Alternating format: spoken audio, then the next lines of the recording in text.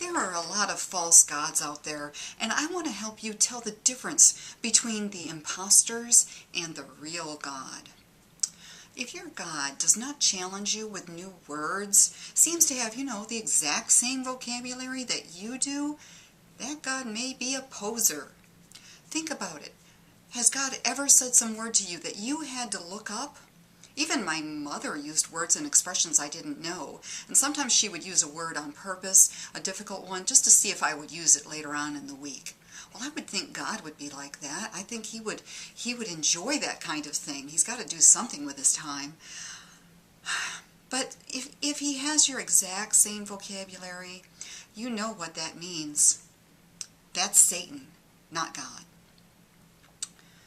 If your God says thee and thou while talking to you, he may be an impostor, because those words were used in the 1500s, around that era, and I think it must have gotten into the Bible during revisions, because they weren't used before then.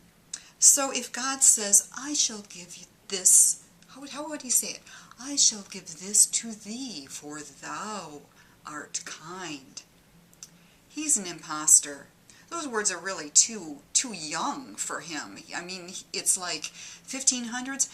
God went way, way, way back. He wouldn't be using those things. That's an impostor. If your God ever speaks to you in tongues and sounds like this, Le shika la monda tata leka laika muka, or kumala biju wisha la wili liki mama. When every sentence ends in an ah sound, you'll notice that many of those people speaking in tongues, they are also imposters. And if a God does that to you and ends in ah, all those sentences in ah, he's probably an imposter God that's gotten into your head. If Jesus in your head has a nice tenor voice, but he sounds more like your brother, he might be a false God. It might be your brother trying to tell you something, trying to get in there. You be careful. Brother acting like Jesus, that's no good.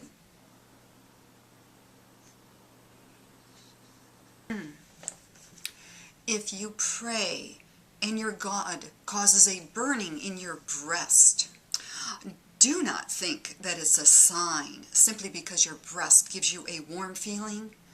It could be heartburn. Or it could be just a warm feeling, If your God sounds like you, with the same inflection, the same tone, the same dialect, but lower, slower, and more echoey, he may be an imposter. Because you know what? I just sounded just like my God right there.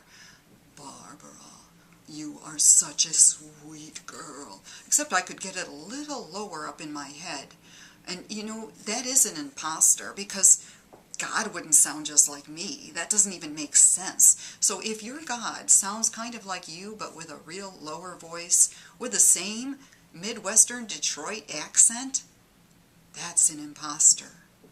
That's not the real God. There's a lot of false gods trying to get in there all the time. You have to be careful. You have to listen carefully for the real God.